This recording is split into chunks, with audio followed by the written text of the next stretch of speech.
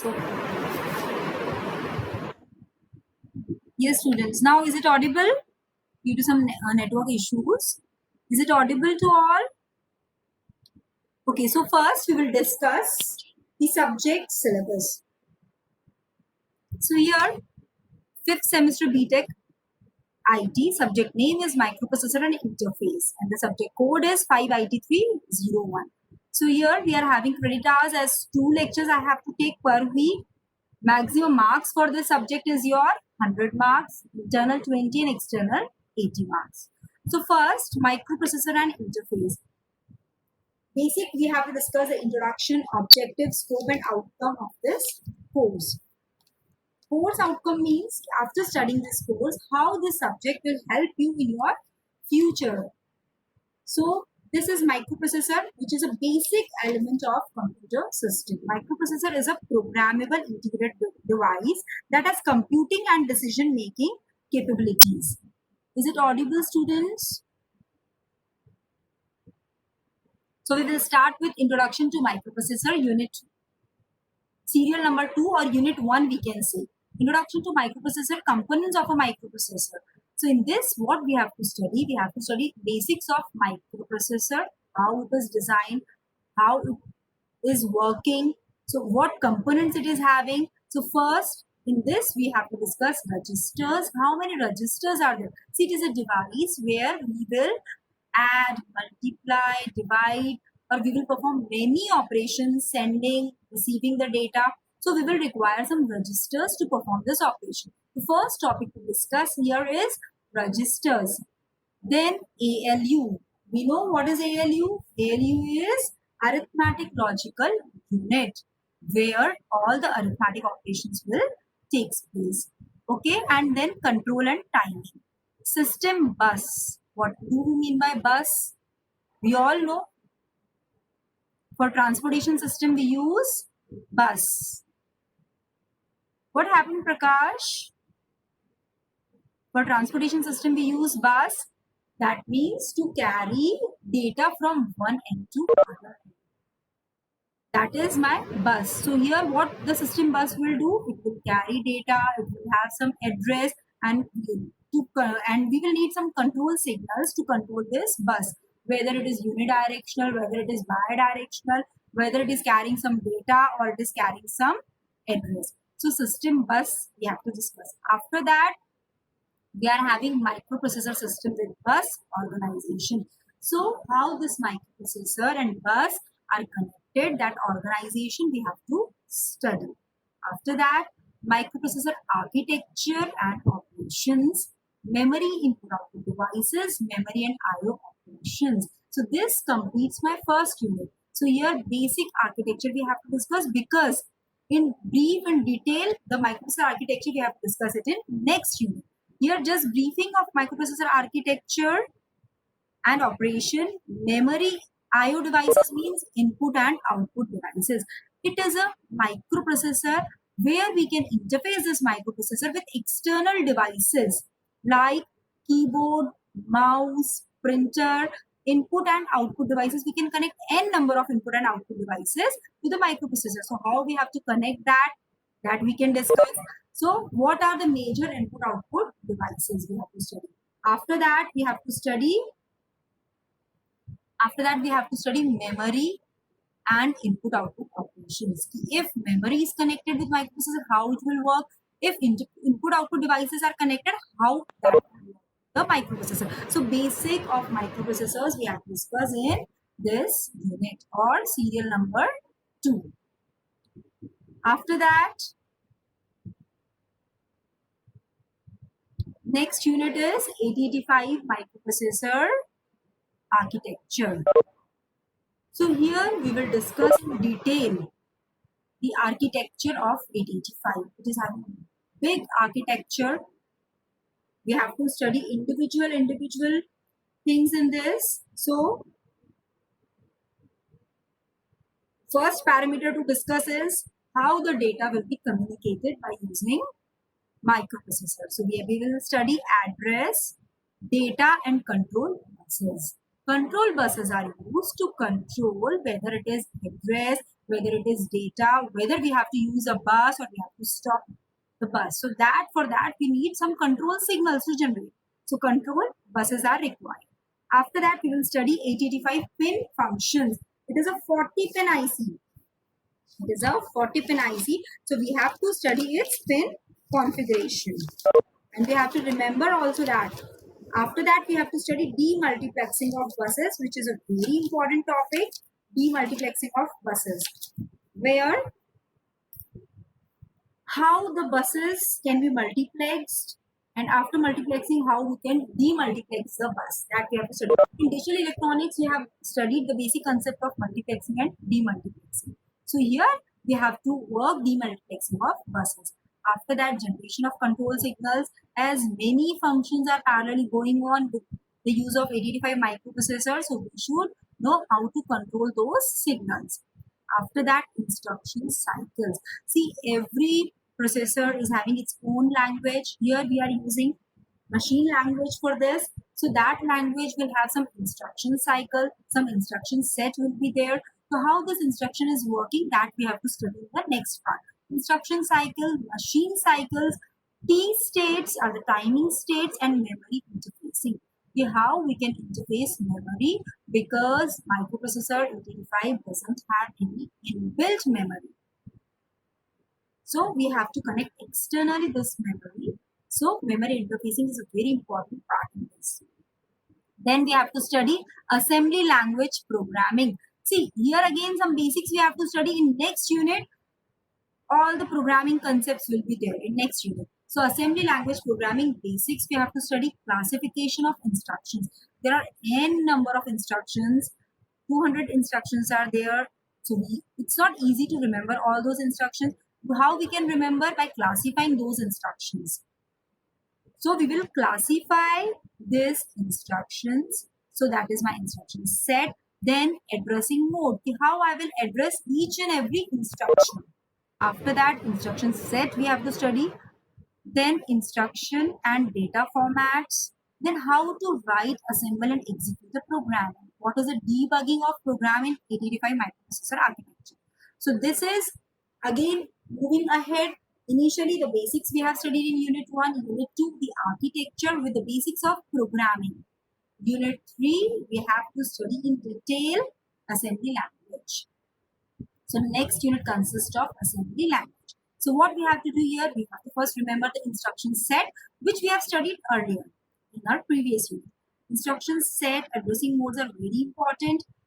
What are different addressing mode, and each instruction is having its particular addressing mode. So here 8085 assembly language program, we have to write some program which can make decisions, looping using data transfer, arithmetic, logical and branch instruction. See, you are IT students, you know very well programming, you have studied C language and many more languages you have studied. So this subject will be very easy for you. Just basics you have to remember is the architecture of 8085. Programming skills, you are very good, you do have very good programming skills. So there is no problem writing the program and remembering the instruction. It's very easy. So third unit consists of your assembly language. Next unit, unit 4, consists of stack and subroutines. I think you all know what is stack. Can anybody mention me in the chat what do you mean by stack?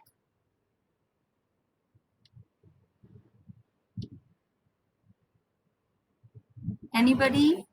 What are subroutines?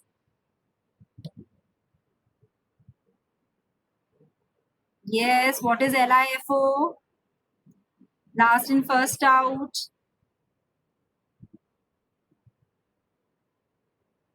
Savarlal, okay. Henu, stack. Yes, Gunjan. Okay. So what do we do by this stack? Stack is a data storage format. We can store the data in stack. And what are my subroutines? Yes, what is the meaning of subroutines? Okay, anyone tell me how many students joined till now?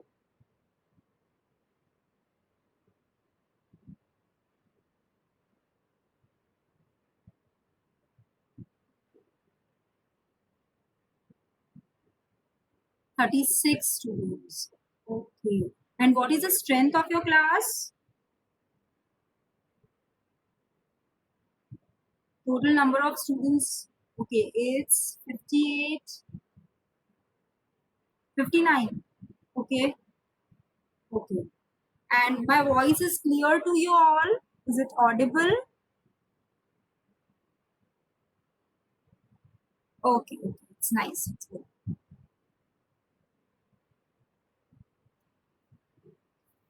Okay, who can tell me what do you mean by subroutines?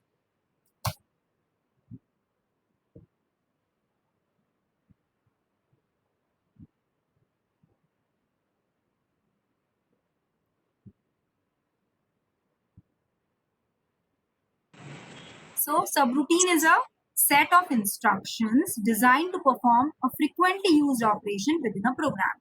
If I am writing a program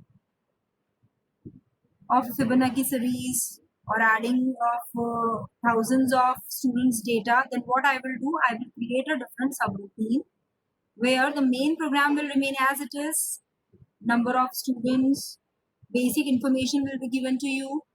Okay, then what I will do to add that thousands of data, I will just add it once.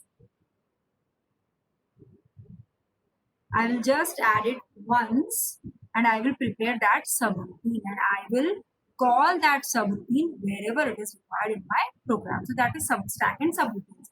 So developing counters and time delay routines. Here we have to study how to develop counters. See, in many programs we need counters. It should count for 100 seconds, 100 times it should count to 2000 decimal, 2000 hexadecimals. So for that, I can write a program by using microprocessor language. So stack and subroutines, very important part of microprocessor architecture.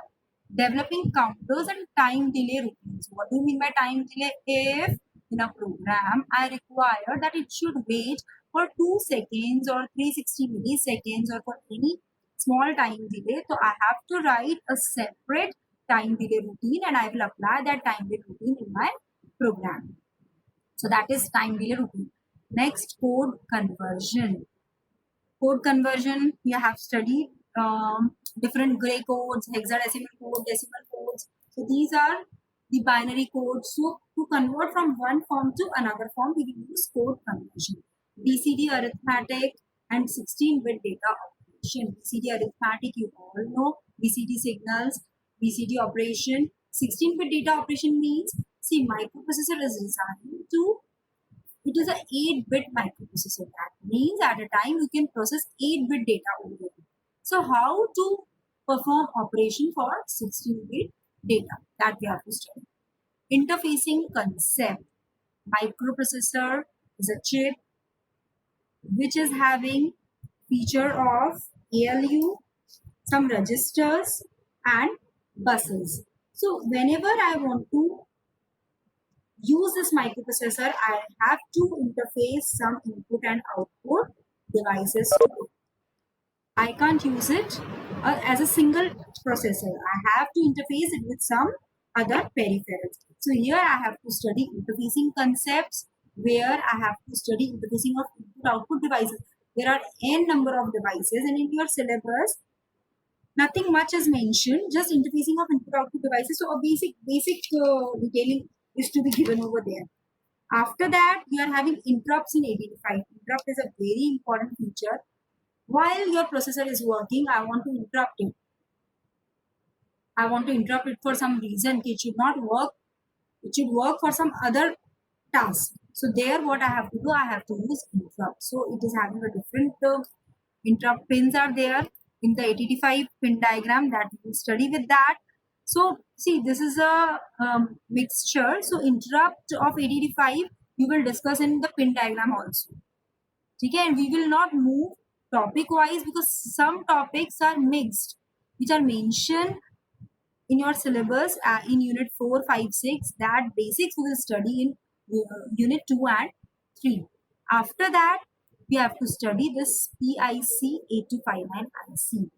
This is a interfacing IC, and why it is used? It is used to create interrupts. So it is known as programmable interrupt controller. because 8085 is having some 5 interrupt options only. If I want to increase the interrupt options, then what I will do, I will use peripheral IC and connect with that microprocessor to get more numbers of interrupts. So programmable interrupt controller, which is known as PIC 8259A, programmable peripheral interface IC 8255. So two ICs we have to discuss over here, and each IC will have its own architecture, will have its own programming skills. So we have to study all those things over here. So this is the briefing of your syllabus. So anything you want to ask?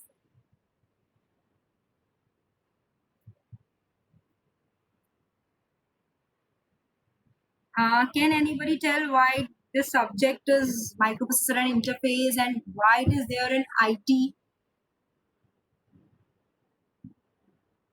Why it is needed you to study? Because electronics, electrical branch, it is a compulsory subject. They will study this subject, and they will even study advanced microprocessor, that is 8086. After microprocessor, microcontrollers invented. 8051 is a basic microcontroller.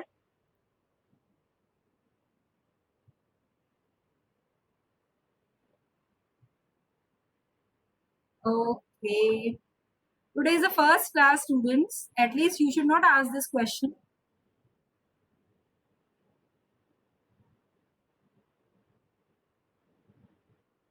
Just we have Shri Ganesh, our course. Huh? Yes, which book to refer? Definitely, I will tell you the books. Okay, so this is the syllabus. And okay, do you know what is the significance of microprocessor? It's very interesting.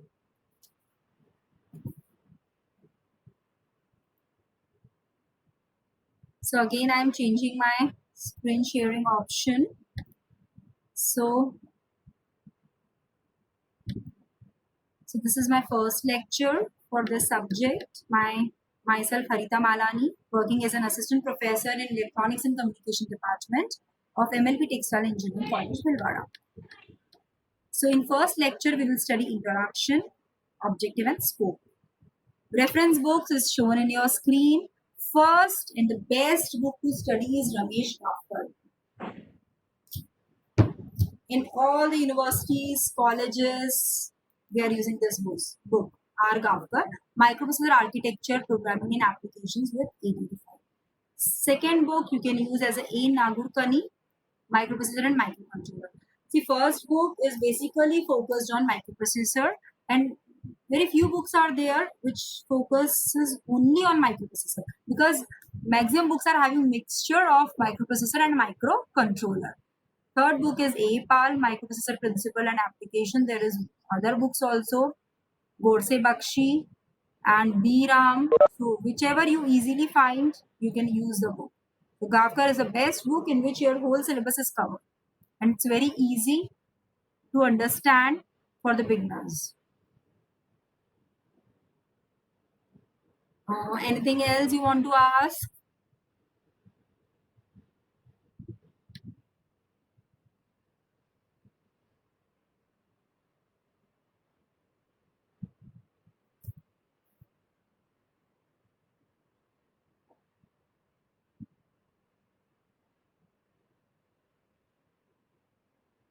And any other thing?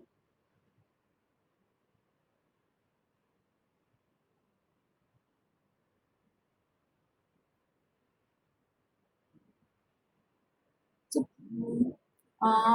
will the notes provide to us? See, students, you will note down something while teaching, at least diagrams or some important points. Will you prepare copy? At least you will have assurance that you have studied this topic that day. So I request, because in class, generally my students prepare their own copies. So at least prepare a copy. Okay, we will have this recording of all these sessions. Programming language we will study. It's only microprocessor programming language, no other language we're using over here. So total instruction set we will study over here to understand the programming language of 8085. See, previously, your time it is the syllabus has changed. Before 3 to 4 years back, students had programming language. Microprocessor programming language was there. So all the concepts regarding hardware, architecture, and programming were clear in the lab itself. But here you don't have any lab sessions. So just you will have you will learn the instruction set and you will write your own programs. And yes, my question was, ki please prepare a separate copy for that. Date wise, write down the topics which I am discussing in the class. Okay, if possible, just note the topics which I am studying in the delivering in the my lecture, which we are studying in the class, so that we will have the record.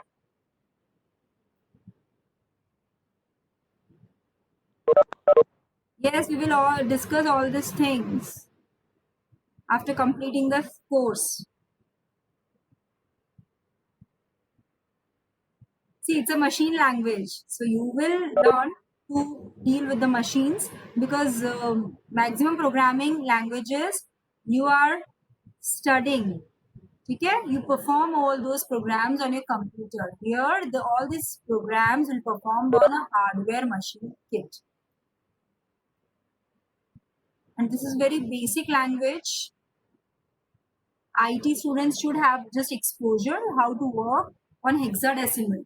Yes, assembly code. Yes, assembly language programming, ALPs, right? Assembly language coding. But it's easy. You will enjoy. And yes, so should we start today?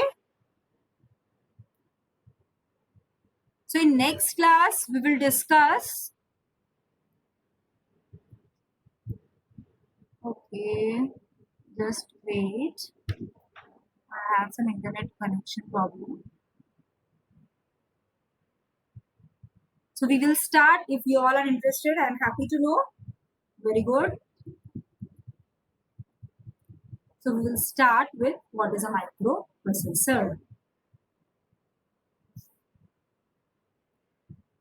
See, I have asked you a question, what do you mean by microprocessor and why its name is given as a microprocessor?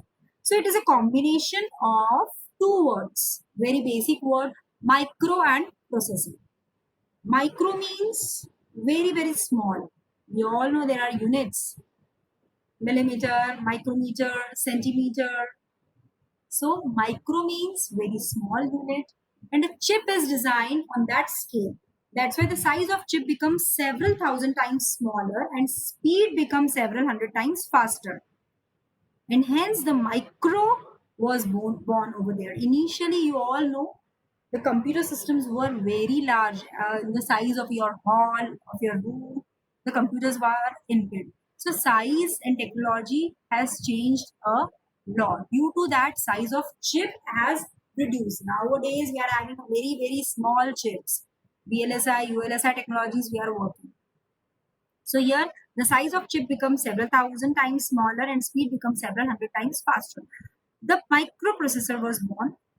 It is a combination of micro and processor. So processing with that device is known as microprocessor. Computers CPU, we all know central processing unit, built on a single integrated circuit IC and is known as a microprocessor. A microprocessor was the heart of your CPU. All the processing, programming, uh, arithmetic operations, logical operations, all the operations will take place by using this processor. So a digital computer with one microprocessor which acts as a CPU is called microcomputer. So initially processor was developed. When this microprocessor was built with a digital system, the system is known as a microcomputer. So it is a programmable multi-purpose clock-driven register-based electronic device that reads binary instructions from a storage device called memory, accepts binary data as input and processes data according to those instructions and provides results as output. So what do we say? Microprocessor, it is a programmable device where inputs are taken, binary instructions are read from the storage device called memory. It accepts binary input data, processes that data according to the instruction given, whether the instruction is to add, to divide, to multiply, to store, to rotate, and it will provide you a result. So input device will be your memory, output device will be your screen, computer screen, printer, anything could be your output device. So it will result to an output. The microprocessor contains millions of tiny components like transistors, registers, and diodes that work together. So this is the basic of your microprocessor. In next class, students, please mute your mics. So today we will finish our class over here, and next time we will discuss ahead. So thank you, students.